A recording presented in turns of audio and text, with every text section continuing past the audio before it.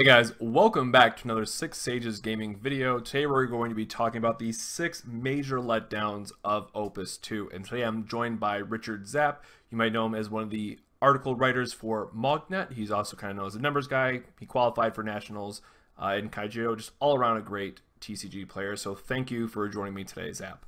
Hey, my pleasure. Thank you for having me. Excited to be a part of Six Sages. And hopefully I'll get to see you again in Nationals coming up in September, which, hey, we should be getting that news actually very, very soon through Square Enix. So that should be coming this week or next week. I don't know. There'll be another video on that. But now we're going to be talking about Tifa. So we did these in just the elemental order in the set. And of course, this is all opinion-based. We maybe, don't take our word as law on some of these. It's just kind of what we noticed and what we thought people might have been hyped for, or maybe what we were even personally hyped for and just didn't pan out. So Zapp, I'm going to give it to you to talk about Legendary Tifa to start. Oh, absolutely. Yeah. So Tifa was one of the cards that everybody saw when it come out, and they're like, oh, we can search it with Zangan. Oh, we can play 3 of. Oh, it just always gets through. People were excited to play it in Mono Fire.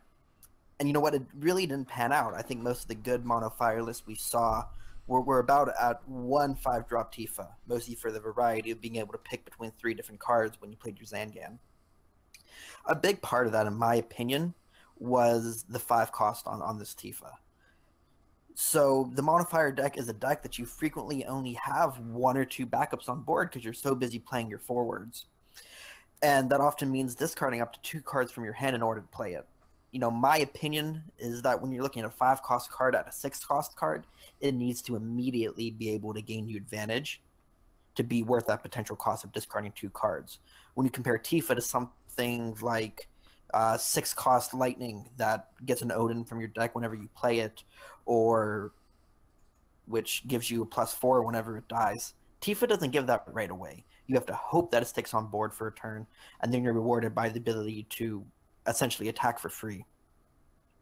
And while Falcon Dive is kind of a cool ability, I think we found that Water Kick does a lot of the same things Falcon Dive does for cheaper.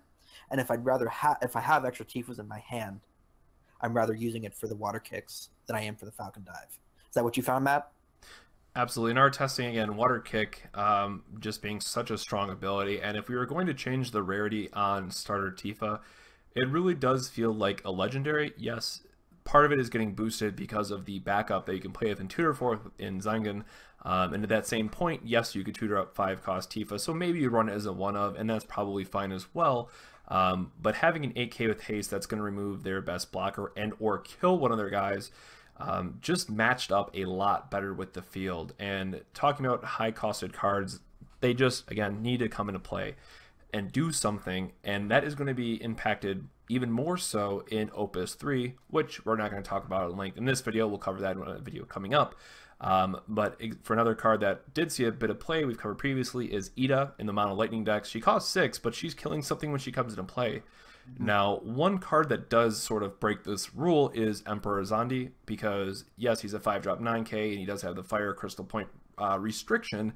But if your opponent tries to remove him before he can attack, they're going to lose their best guy on the field. So again, maybe if they don't have anything in play, it doesn't die. But 99 times out of 100, that's simply not going to be the case. You're going to be playing Emperor onto a board where your opponent is going to lose something. On top of that, once you finally get to attack with him, and maybe you're either pinging something off for 5k, or you're using it in combination with, say, an Ifrit, there is a lot of value that you are getting out of that card. So it does pass the kind of the test in being a 5 or 6 drop that heavily impacts the board. So is Tifa going to see play in Opus 3? Maybe. Definitely has an uphill battle, but the effect is strong. So if we see decks going that way, it might come back, but ultimately just didn't live up to where we might have hoped. Agreed. So moving on from that, we're going to now go into Ice and Heroic Squall. So first off, and yes, I realize it's just the Dissidia arcade artwork, but it is some of my favorite art style from the Final Fantasy cards that we currently do have, and I know that we are going to be getting new artwork in Opus 4. Yeah, new cards in Opus 3, new artwork in Opus 4, I believe is what it was, and new card types in Opus 4 as well with monsters, which I don't remember if that's confirmed or not yet, but if you look at the Japanese series, monsters were introduced in the 4th and 5th chapters, so fingers crossed. It's been following very, very closely to the Japanese version, but again, another video. let's focus on Squall. So a lot of people saw this card, and again, it's another one of those very strong effects, but just doesn't do anything when it comes into play. Now, again, first strike on a body is always great, especially for ice, where your cards might struggle a little bit to do meaningful combat math. And whenever he attacks, you get to dull all the backups in combination with his other effect. For each dull character opponent controls, he gets plus 1,000 power. So again, with the understanding that, great, when it comes into play, it's just going to sit on defense maybe for a turn. When they attack with their first guy, he's going to be a 7k first striker. Maybe if you're in mono ice, it becomes 8k. But again, the same pitfall that we fell into with 5-drops, it just doesn't do anything when it comes into play. And also, notably there, it was also a prime target for Al Cid to be removed, because assuming that they're just playing it from hand, they don't tap any backups, what have you, Al Cid just gets to kill this for free. And then you get to play something like a Kane, for example, and swing for a free point of damage. So just too much effort went into this card to just not turn out to be that great. You bring up a good point. You brought up a good point there on how a lot of the removal in the format just didn't agree with that 6,000 benchmark that Squall is at. In particular, I'm thinking about how Valforce saw so much play in the wind water decks, and that untaps all your backups and actually shrinks Squall back down, and that 3,000 could be what knocks him out. The other part about Squall is I think his third ability, this ability where he attacks and he dulls all the opponent's backups, that was really easy to play around, because as you said, you don't get to resolve that ability. It's the board, which means that when it comes back to my turn, I can intentionally play my cards around the fact that you could tap my backups. And if I do keep them untapped, there's no opportunity that you have to guarantee that that effect will tap my backups. Where if you pass priority to play a card, well, then I can just use my my backups to play my summon to pop the Squall. Or if you decide to play a forward, I can respond with what spell I wanted to use and target that well before Squall ever gets a chance to attack. And that eliminated a lot of the advantage that Squall could create. Yep. And the last thing there, too, is ice. Probably the other thing that we should mention, especially when it comes to 4-drops. Originally 5-drops, and then the Capricious Reaper became better. But when we consider 5-drops in ice, its Kuja was really the main spotlight, because it was just very difficult for your opponent to remove, and it was a 10k body. So again, card has to do something to make it difficult for your opponent. And there's a lot of spoilers coming out that just ice is now being very focused on either making you discard things, making you pay extra to resolve your summons, or just otherwise making it difficult for your opponent to do what they'd normally want to do. So this is one of those cards that a lot of people were hyped for it. Obviously, the artwork is beautiful. It's Final Fantasy VIII. But I think this one just completely falls off going into Opus 3. There's just, now we're getting to that point where you have so many good cards and so many great choices for all these different decks that it's really easy to just cut out some cards, and this is certainly one of them.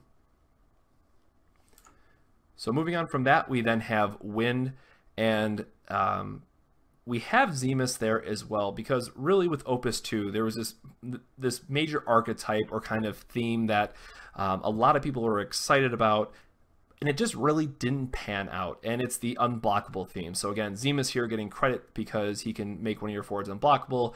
Edge can hit your opponent, untap Zemus, make something else unblockable. You have Shemahazi, the Whisperer, to make your entire team unblockable if you stay low to the ground with like Chocobos and 1 and 2 drops, what have you. But it could also be in part because Mono Lightning was just so popular, and Cyclops is just such a hard counter to the early versions that this deck wanted to be. It just didn't gain any traction. And I especially want to mention this because in the next set, there is a card called Black Chocobo, and this is the only spoiler that we'll talk about. It is a 1-drop, 1k, that when it forms a party, that party is then unblockable. 2 things. 1, it's going to require something else, and it's only 1,000 power, and Mono Lightning is still going to be good. So Chocobo itself just doesn't pair up well at all. On top of that, we don't have any strong when this card deals damage to your opponent effects. Yes, we have Genesis, so it's the second spoiler I mentioned, that when it hits your opponent, they discard a card. That's probably the best effect that we have, and it's certainly not worth playing Wind for just that one card. So this whole unblockable theme has a very large hill to climb to actually get off. When we do get to that point, hopefully maybe 2-3 sets down the road, we get to a point where we're saying, hey, we get this really strong effect that when it connects with your opponent, they discard their hand, or just something insane. And then we can think back to Opus 2 days and be like, you know, I think we did a video on this, and I think we had some cards that had this effect, and let's go back and look at them. But until then, this is just 100% a trap. What do you think, Zapp? You know, the problem with this archetype, this idea of let's play a blocker, or let's play a forward every turn. Let's make sure that he can, next turn he can go direct, and eventually we'll win the game. You know, that's really flawed, because if that's what you're doing every turn, you're never eliminating their threats. And the nature of all of these cards are they're cheap, they're inexpensive, but they're vulnerable to mass destruction, kind of like how you're saying how Cyclops is such a strong card against all these decks. Eventually it gets to the point where you're playing a bunch of little guys and I'm playing a bunch of big guys. It's to get rid of my big cards, and I'm running one card that gets rid of 2 or 3 of your little cards. It's just not a system that builds you advantage. In fact, the fact that you could hit EX bursts makes it that your plan gives you negative advantage, puts you at a disadvantage compared to your opponent that's continuously playing cards. For this, as a large archetype to get off the ground, we really need to find ways to remove your opponent's threats while simultaneously advancing the game state, while simultaneously doing damage. And until we have that, I'm really skeptical that this archetype can exist in fashion.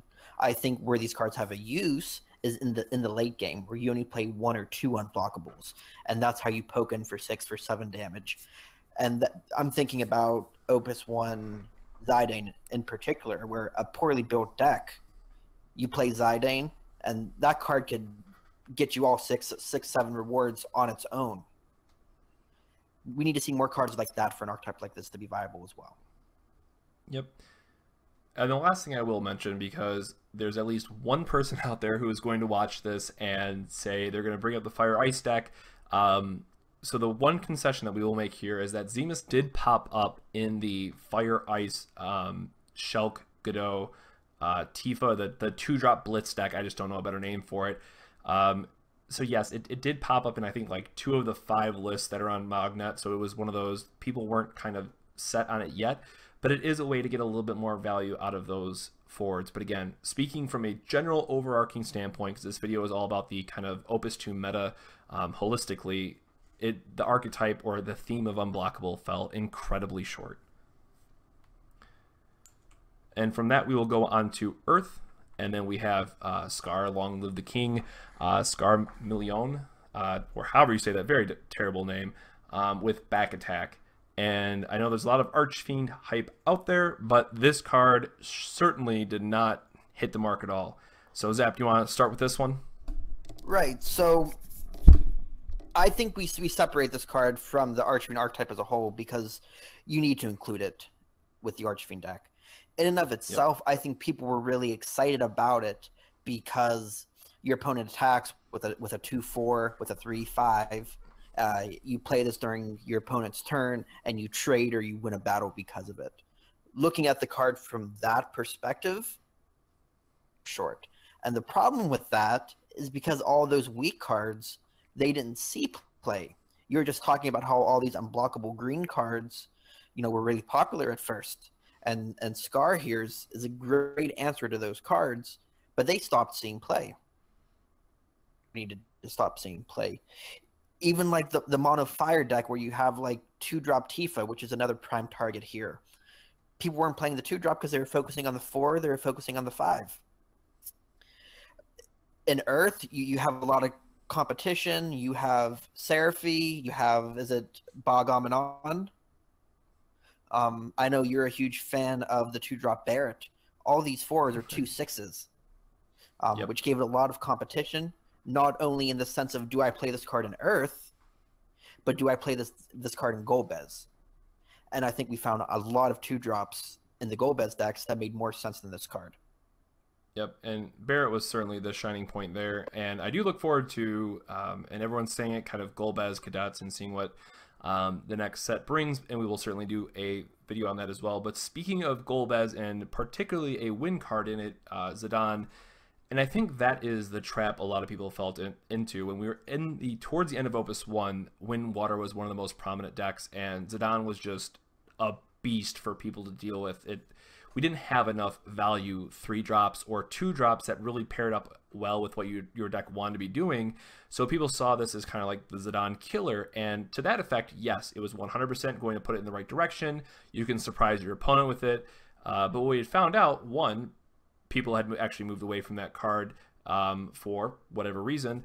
But two, it then again doesn't do anything else against the rest of the cards. People are now playing these value 3 and 4 drops, especially now where we have, say, the Final Fantasy IX engine, we have Steiner, we have Zidane Light, we have all these other cards that do something that we come into play. It really emphasizes the 3-drop Crystal Point kind of wall, where now no deck is really that afraid of Zidane at all. So this card just got replaced by the meta in that respect. So again, I think the Archfiend archetype, again, very much welcomes this card, but overall it didn't quite come into play as we might have expected it. Now that said, there is another card with this name coming out in Opus 3 that a lot of people are very excited for, and it has a special effect. So I want to at least bring that up now to say, you know, don't necessarily throw these cards away or trade them away, what have you. They will be very useful special discard fodder coming up in the next set. So it might see some play in that respect, and maybe it'll surprise some of your opponents with a few different ways. But again, in short, the meta lost what this card was great against, because Zidane just when Zidane fell out of favor. One, because a lot of people are using the light one, and then two, there's just so many value 3-drops that just made it easy to block Zidane. So for them there, we're going to go on to Drace, which might surprise a lot of you, but this is at least compounded with the fact of Larsa, which did turn out to be amazing, keep in mind. But a lot of people were trying to see this as a 1-drop 8k, 9k if you're playing the Lightning booster, and you were just having like a water splash type of thing. But ultimately, it just didn't pan out that well. And Zapp, this was your card that you wanted to talk about, so what were you seeing in the meta, at least on your side, with this card? You know, I think Larsa was a card that people thought was going to be great and turned out to be good. You know, Drace didn't have a niche in a lot of those decks. First things first, when Larsa hits the board, she automatically becomes a prime target for removal. Your opponent's doing anything they can to get rid of it. Just because they realize that once you get another forward on the field that's high statted, it can be a difficult setup to break from a control perspective. So I think the opponent's capitalizing on getting rid of Larsa. Secondly, even when you do get this combo off and you get this cheap Drace,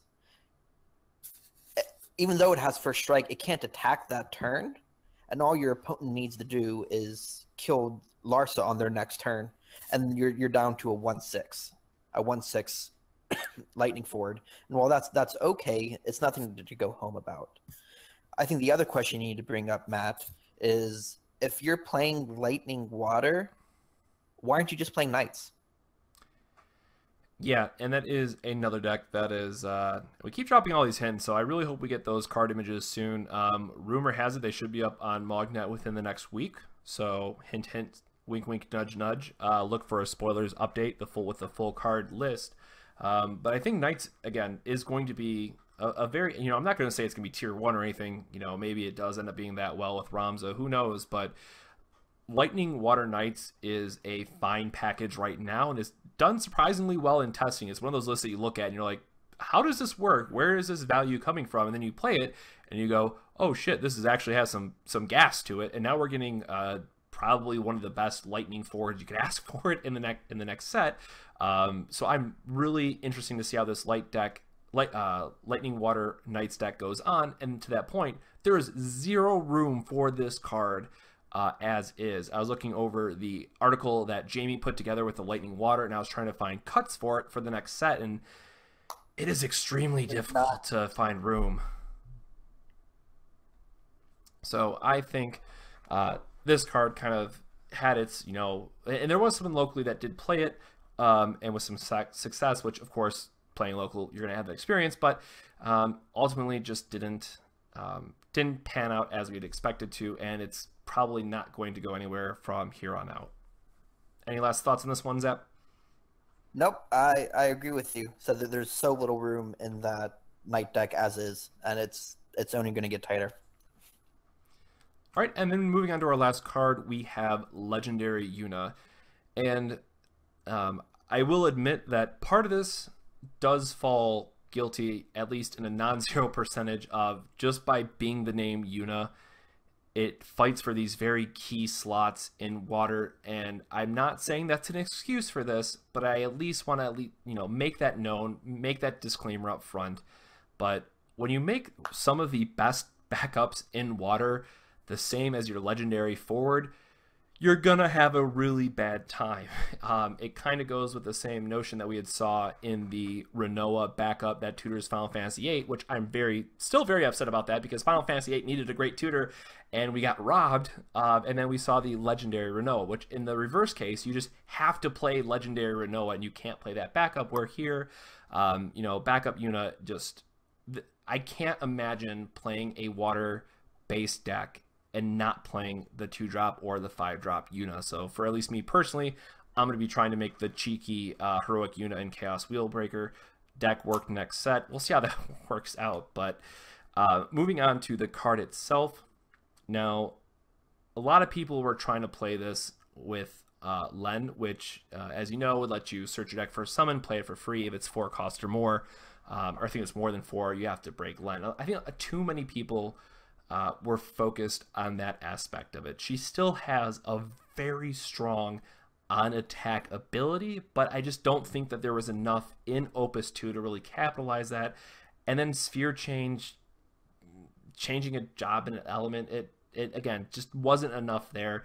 The really cheeky thing that you could do was make it a standard unit, and I know that we had tried that for a little bit, so it was a 9K for Striker with Warrior of Light on the field, but that's probably one of the best things you could do with this in Opus 2 meta, and ultimately just wasn't as great as a lot of people had hoped.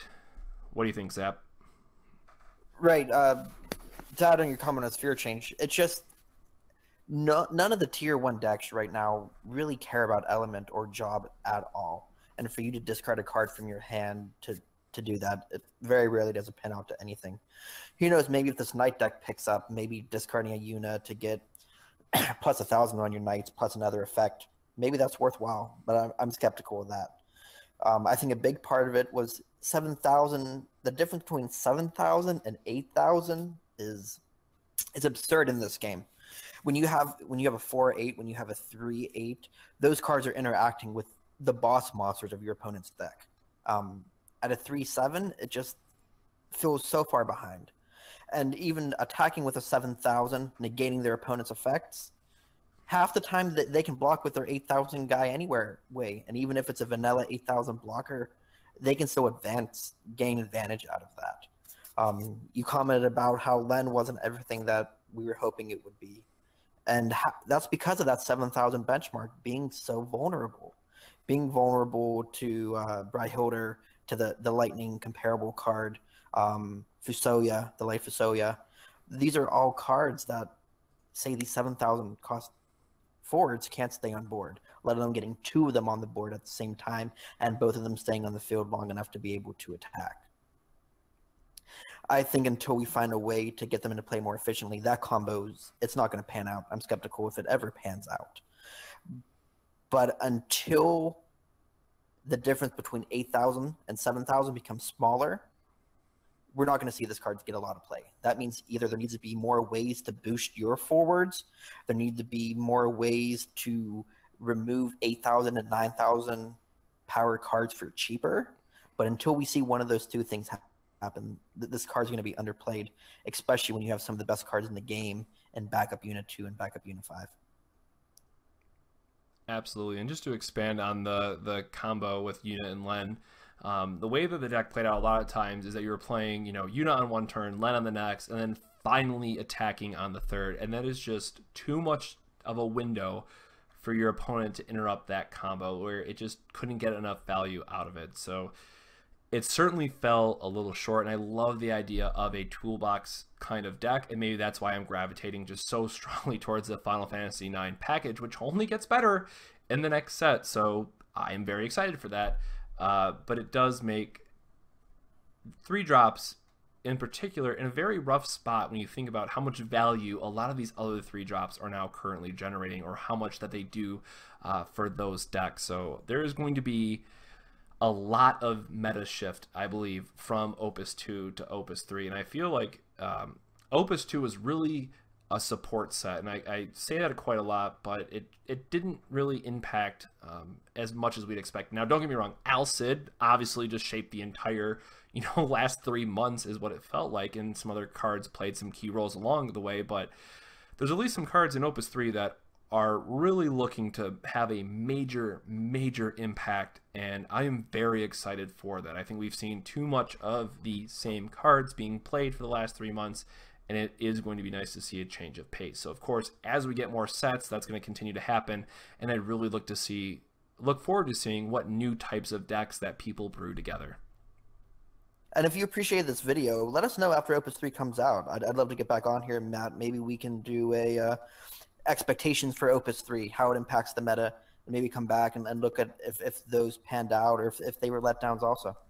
So you're saying we should do the review of Opus 3 up the front, and then do the review of the review at the end of Opus 3? Because that is that is certainly something that we could do. It's like, oh man, we are totally wrong about this card, which again is certainly going to happen. We are not in any way, shape, or form trying to say that we are the best players, in the entire world for Final Fantasy. Both myself and Richard have had a lot of success in other trading card games, and Jamie, as you know, who is the other Mognet writer, he did very well in Dark Sphere and also at UK Nationals. So we are some talented players, but certainly not going to say that we're the best and that our opinions are always going to be right. I'm sure if someone were to stop watching this video right now and go look at my Opus 2 reviews and kind of predictions, I can think back to a few as I'm saying this. There's quite a few that were a pretty big miss because we just didn't have the critical card mass to support them yet. But I still have my eye on a few cards I want to see make an impact down the road. So yeah, and let us know in the comments below what cards you thought were going to have a bigger impact, and if any of those cards didn't pan out like you expected them to. Absolutely. That's a very good point. So again, if you guys like this video, make sure to drop us a like, subscribe for more Final Fantasy TCG content, and let us know if you like this kind of more talk showy style, for lack of a better word. It's kind of more of a just, hey, let's talk about the game, let's chat about the cards. It does take a bit more work for us to pull off, so thank you for bearing with kind of our hardware restrictions that we had. I'm hoping the sound quality comes great in that end. But what you can do, if you guys love the writing that Zapp and Jamie do for Mognet, if you want to support more videos like this, please take a moment to check out our Patreon page. Just $1 a month helps out so much, and I can't stress that enough. And we will be doing another giveaway every month. So in August, I'm working at getting some exclusive Final Fantasy trading card game sleeves from Japan, thanks to Band's Final Fantasy Corner, including the World of Final Fantasy sleeves and whatnot. So we'll make a post about that down the road. So thank you very much for watching, guys. Thank you very much again for Zapp for joining me on this video. We really hope you enjoyed it, and we will catch you on the next 6 Sages Gaming video. Have a good one. This video made possible by the patron support of viewers such as yourself. Thank you to our honorary sages.